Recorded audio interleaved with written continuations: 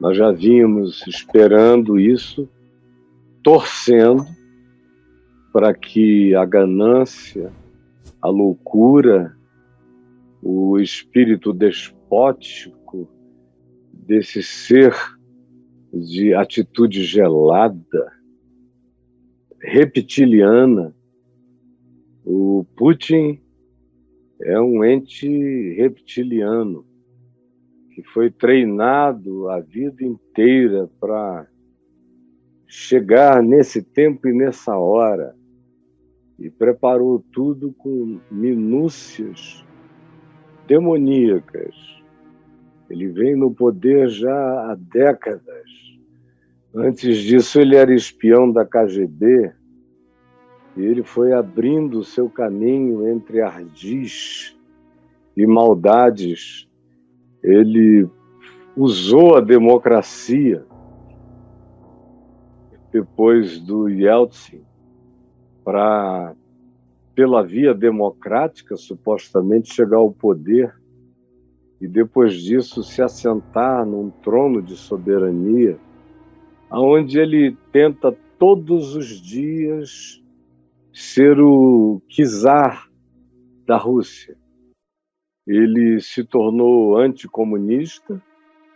Você vê que um dos argumentos que ele usou para a invasão da Ucrânia foi que aquela tinha sido uma divisão artificial feita por Lenin, que é o pai adorado do comunismo russo e inspiração para o comunismo internacional, mas ele disse que foi erro do Lenin, porque a Ucrânia já tinha sido até a capital da Rússia, era Kiev, antes de ser Moscou.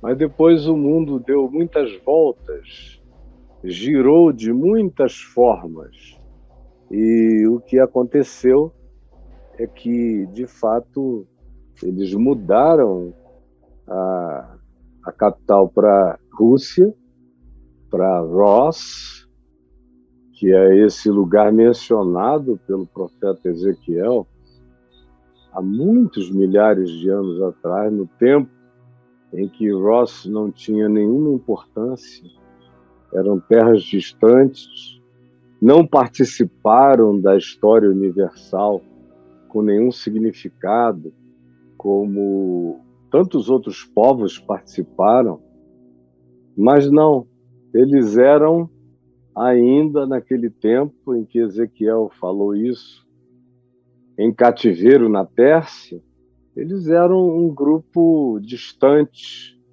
que não tinha esse poder ainda de ameaçar ninguém.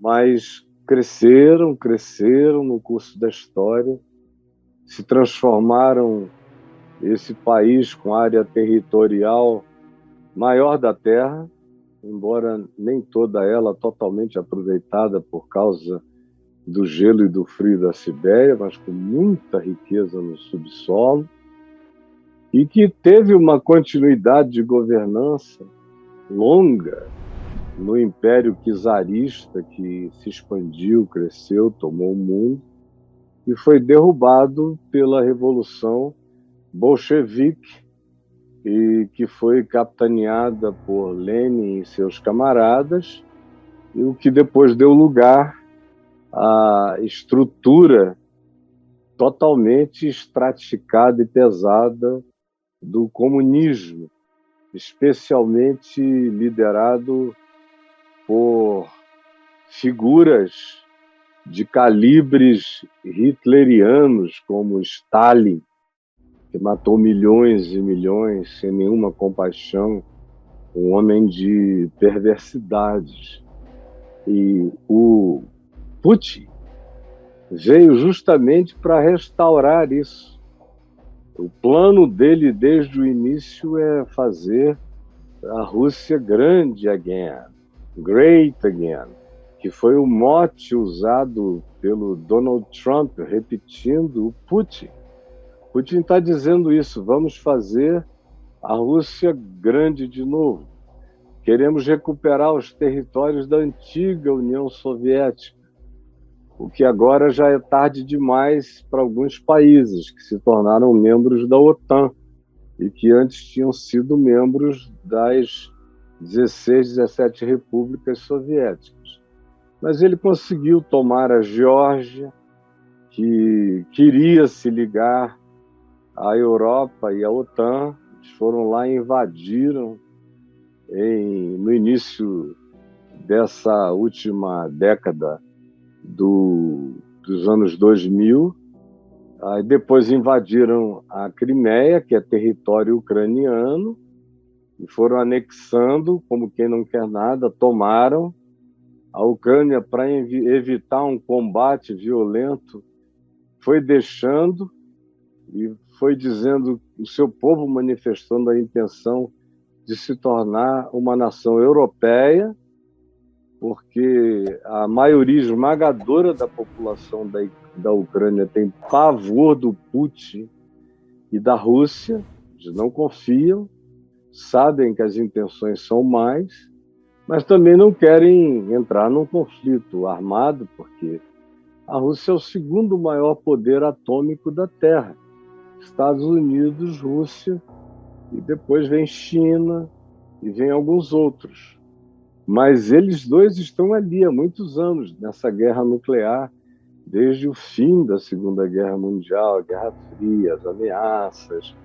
Só que ninguém esperava que um réptil tomasse conta disso, um ser gelado, que vem preparando as suas estratégias de dominação com uma paciência demoníaca, diabólica, fria, foi eliminando todos os seus oponentes, transformou a Rússia de uma democracia no início numa autocracia, onde ele é o autocrata e cheio de oligarquias, de pequenos feudos econômicos, de milionários que financiam o Putin e as suas ambições imensas, globais, universais. Ninguém pensa que ele está só querendo dominar aquele pedaço. As intenções dele são extremamente maiores. Tem no peito um coração que pulsa com espíritos dos piores tiranos da Terra. Ele é uma encarnação perversa de muita coisa que a gente não pode ainda nem imaginar. E Deus nos livre de que ele prossiga. A nossa oração precisa ser no sentido de que esse homem seja interrompido pela soberana mão de Deus agindo na história, porque a deixá-lo livre, ele não tem limites.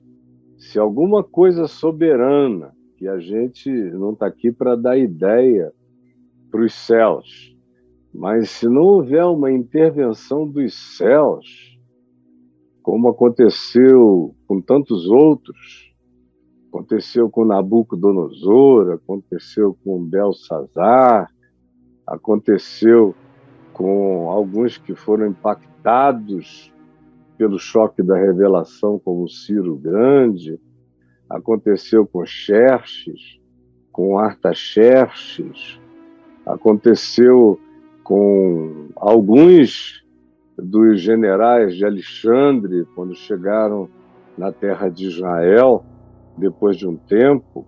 Aconteceu em várias ocasiões.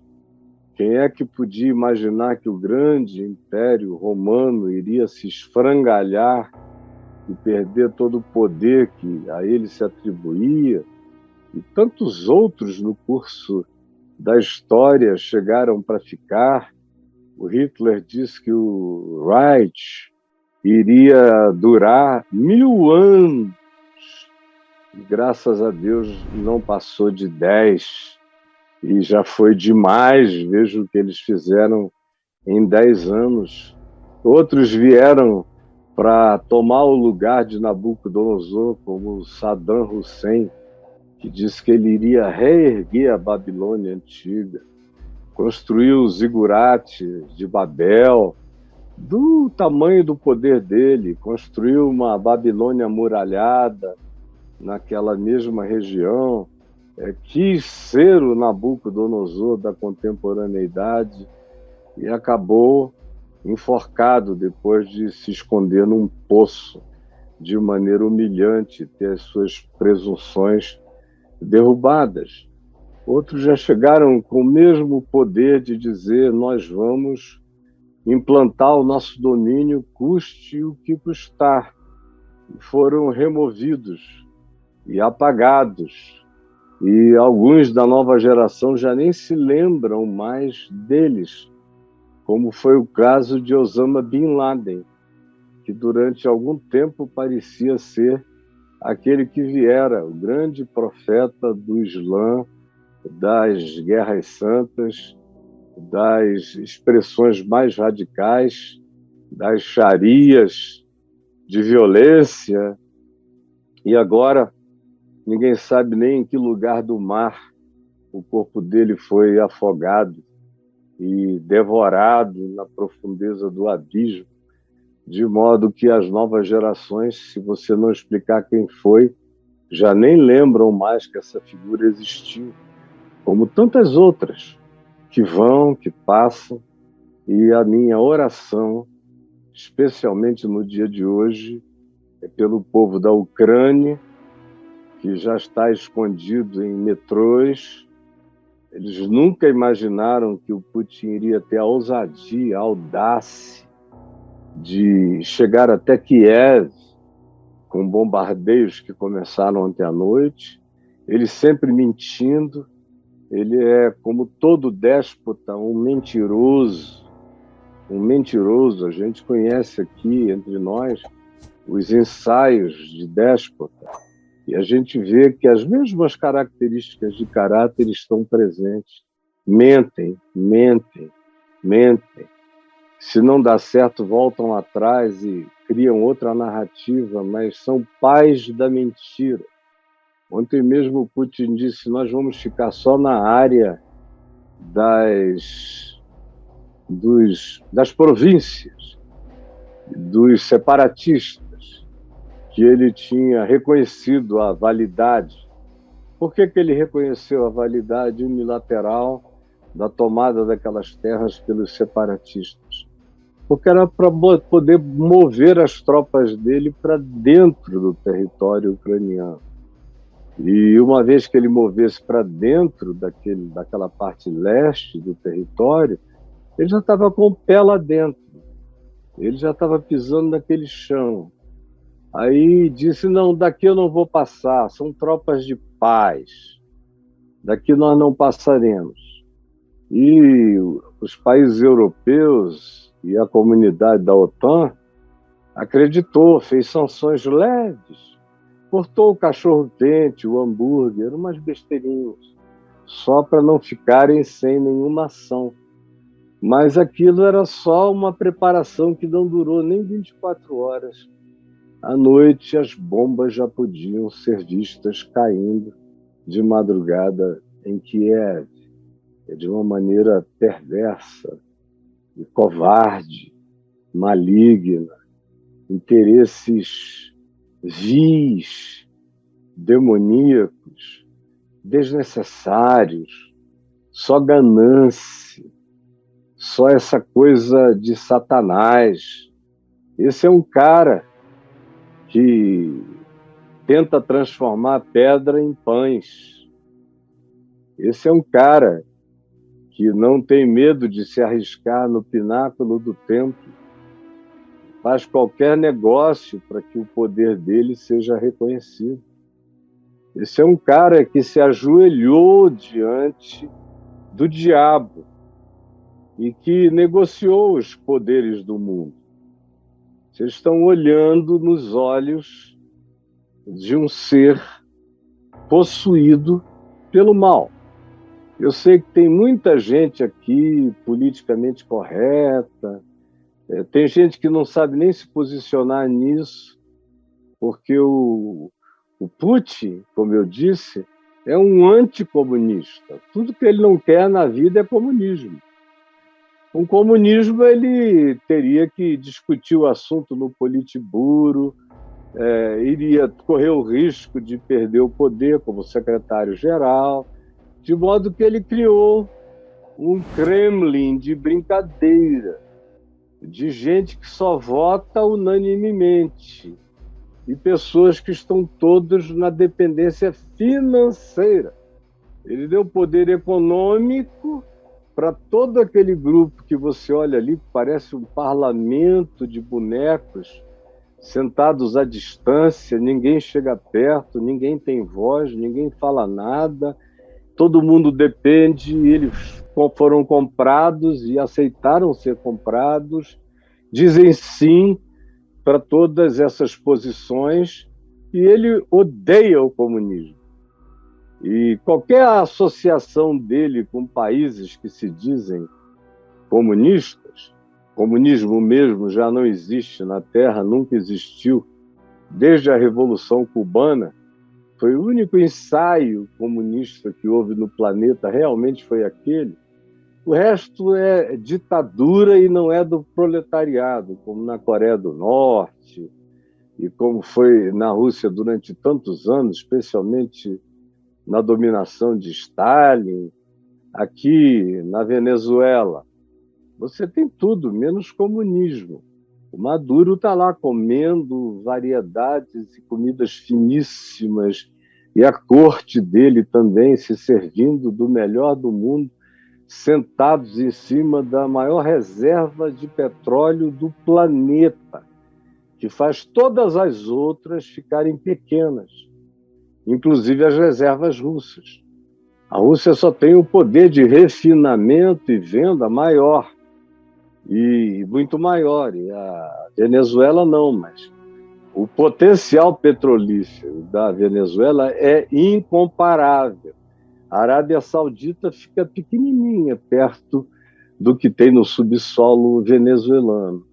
Mas eles não são comunistas, é uma aliança com outro ex-comunista, não comunista, que é um hiper-super capitalista, o Putin, e não quer democracia, ele quer o capitalismo para o capital dele, para o poder dele, para a dominação dele.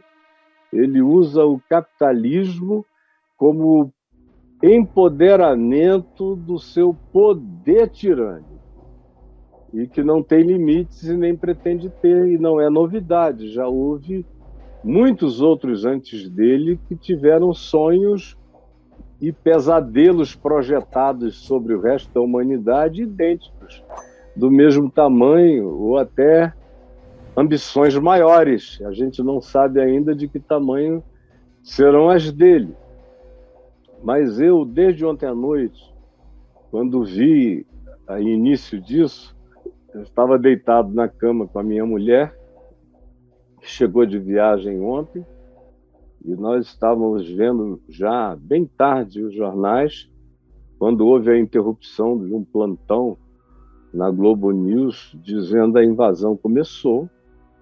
E aí, sem querer, eu nem estava pensando, eu falei para ela, tá aí, Ezequiel 38 e 39, olha, Ross, Togarma, e os povos que com eles vêm, começando a se preparar para as guerras que, no tempo em que Ezequiel falou isso, pareciam absolutamente impossíveis, porque esses eram, então, naquela época, povos totalmente inexpressivos e que só se tornaram muito expressivos depois, no tempo dos czares, quando se tornou um império, foi crescendo, e depois da Revolução Bolchevique, da dominação staliniana, e virou um grande poder que caiu, todavia, por volta de 1989, 1990 começou a se desfazer, e 91 acabou.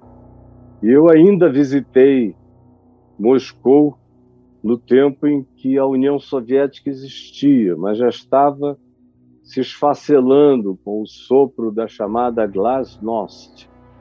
Eu fui pregar no Centro de Convenções de Moscou para representantes de todas as repúblicas soviéticas, pastores, e 5, 6 mil pastores reunidos no Centro de Convenção de Moscou. E eu fui lá com o meu amigo Leighton Ford e outro amigo Sam Kamaleison, que já partiu para a eternidade, e ficamos talvez 2 semanas pregando todas as manhãs, tardes e noites, e para aquele povo ávido, para os pastores, levei muito beijo na boca, com aqueles bigodões enormes, me agarravam assim, caiam e me lambiam todo de amor melado. Depois, naquele frio extraordinário, a minha mala da primeira vez que eu fui se perdeu por 10 dias ou mais. Eu fiquei usando roupinha dos amigos e voltava para o quarto e lavava o rosto, porque eu estava todo lambuzado de saliva dos amados irmãos. E a esperança naquele tempo é que, enfim, aquele povo tivesse descanso, que a democracia chegasse, que eles tivessem sua soberania de voto, de escolha. Tudo isso se ensaiou com Gorbachev, com Yeltsin, e depois acabou com a chegada desse réptil, desse dragão de Komodo, desse cara que tem uma dentada de poder de bomba bacteriológica, onde ele morde, ele adoece o que quer que ele toque, ele é danoso. Podem falar mal de mim, quem estiver falando não sabe nem o que está dizendo. Ontem eu vi o carinha lá da Nicarágua, que no passado era comunista, e isso e aquilo, hoje ele é um hiperdireitista, mas até hoje ele diz que o apoio dele é a Rússia, porque ele não admite que ele não seja uma figura que não represente mais os ideais de 30 anos atrás que ele dizia representar. Não, todos eles, todos esses ex-comunistas, que até hoje se dizem como Maduro, deixaram de ser isso, acabou há muito tempo, só não acabou na mente do Olavo de Carvalho e aqui do brasileiro Bolsonaro. Inventaram a tal do marxismo cultural porque já não tinha mais marxismo político e estatal contra o qual lutar em nenhum lugar na Terra. E a própria resistência cubana vai chegar ao fim dentro de algum tempo. O povo não aguenta mais, na realidade. Eu, pessoalmente, esperava que até alguns anos atrás isso fosse devagar acabar, quando o Obama fez aquela pacificação, mas foi o endurecimento do Trump que fortaleceu de novo a ideia do regime. Mas, havendo alívio em relação ao governo cubano, devagar, o que vai prevalecer lá é uma democracia social, muito provavelmente, o que seria infinitamente melhor para todo mundo. Nós estamos diante de um momento profético. Aí, em Ezequiel, você lê 38, 39, em alguns lugares de Ezequiel, onde você procura Ros, R-O, circunflexo SS, Ros e Togarma, Gomer, todos esses são filhos de Gomer, são descendentes de um dos filhos de Noé, Jafé. Esse povo todo do Oriente é descendente de Jafé. Então, essa organização que teve sua semente visionária no profeta Ezequiel, quando nada ainda havia como realidade histórica ameaçadora, chegou depois dos czares, com o desenvolvimento do potencial industrial e bélico, a seguinte situação: a Rússia investiu tanto em armamento, em poder bélico, são tanto um país de lideranças belicosas que, conquanto sejam a 11ª ou 12ª economia da Terra, são a segunda maior potência armamentística. Ou seja, houve um tempo que eles estavam, inclusive, economicamente pau a pau com o Brasil. Rússia e Brasil estavam, sim, em equivalência. Agora, o dinheiro deles é prioritariamente preparado e investido para matar. Essa é uma obsessão, e a vontade desse indivíduo é recuperar o poder que ele diz que foi perdido pelas concessões feitas por Gorbachev e por Yeltsin no tempo da frouxidão democrata. Ele usou o regime para dar um golpe de dentro e instalar essa autocracia perversa, em relação à qual o presidente do Brasil diz que é completamente solidário. Ele nem sabe o significado da palavra solidário e também nem sabe o que é a Rússia, não sabe nada nem da história da semana retrasada na Rússia. E foi lá só para se associar em tolice, em loucura e em estupidez a um dos seres mais vis da história recente do planeta, que é esse ser indesignável, o Putin e os filhos do Putin, que o servem de maneira totalmente inquestionável. Claro que lá dentro da Rússia tem uma quantidade enorme de pessoas que gostariam que o país fosse outra coisa. Mas quando se levanta um adversário, ele elimina, ele mata. Ele já matou gente com potencial de destroná-lo. Já amanheceram mortos atravessando pontes, já foram envenenados. Ele usa de todos os artifícios que ele aprendeu na KGB durante anos e anos de maldade e de espionagem. E é uma raposa que talvez a soma de todos os outros líderes do Ocidente, da OTAN, não tenham juntos a capacidade de competir com a maldade estratégica dele. Quem o conhecia muito bem, ele esperou o vácuo da saída dessa pessoa que falava russo fluentemente, como ele fala alemão também fluentemente, era Angela Merkel. Ele esperou esse vazio. No tempo do Putin, eles criaram uma camaradagem para inglês ver.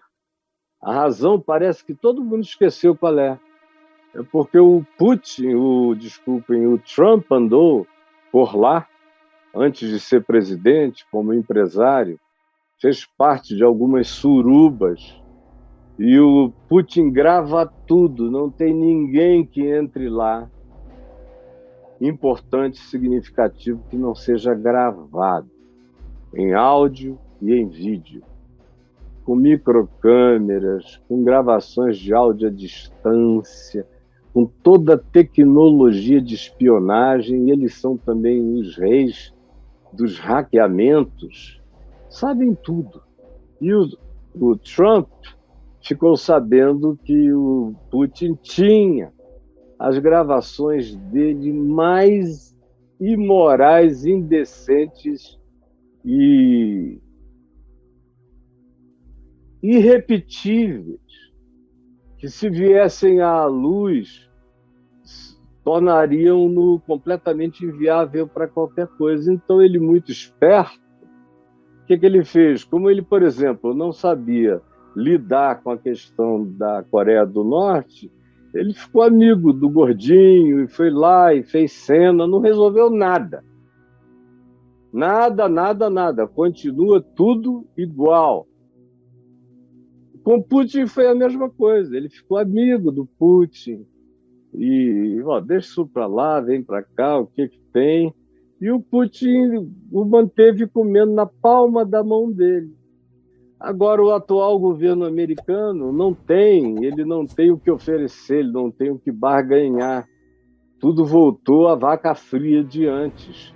E aí ele espera esse vazio de dependência de liderança americana dele, que é o caso do Biden, que não depende dele para nada, não tem o que barganhar com ele, não está devendo nada a ele. E, ao mesmo tempo, o vazio europeu que a Angela Merkel, que foi uma verdadeira gigante em todos os sentidos na Europa, foi provavelmente a figura até agora mais importante da política alemã no fim do século XX, início do século XXI. É uma figura extraordinária, rara, que devia ter continuado, se não mais como primeira-ministra, que já não era o caso, mas podia ter sido convidada para continuar, pelo menos, como ministra de Relações Exteriores, porque provavelmente a gente tivesse um desfecho um pouco diferente. Ela dava bronca no Putin russo e falava e com uma intensidade que ninguém tinha em relação a ele. O fato é que a gente está diante do que a gente está. E não adianta enfiar a cabeça como avestruzes no buraco, porque ainda não começou nada físico na direção de outros lugares da Terra. Mas as manifestações de natureza econômica, de insegurança, de escassez, de inflação, de diminuição de bens de consumo e de material energético para a Europa, para a Terra, nós vamos sofrer todas as consequências, as coisas vão ficar pesadas no mundo inteiro, e tanto mais quanto as sanções econômicas agora apresentadas venham a ser coisa séria, porque as que foram apresentadas anteontem, como eu disse, era uma brincadeirinha de adolescentes, tentando ver se evitavam uma guerrinha de criança, mas agora é coisa de cachorro grande. E as consequências podem ser enormes, especialmente porque a China, no seu afã de se tornar a maior potência econômica do mundo, e por questões de estratégia e de geografia e geopolítica, ela apoia a Rússia, aí fica uma combinação perigosa para o planeta, é uma outra potência nuclear, é uma outra grande, segunda maior potência econômica, caminhando para se tornar, quem sabe, a primeira. A Terra está numa situação muito difícil. Muito, muito difícil.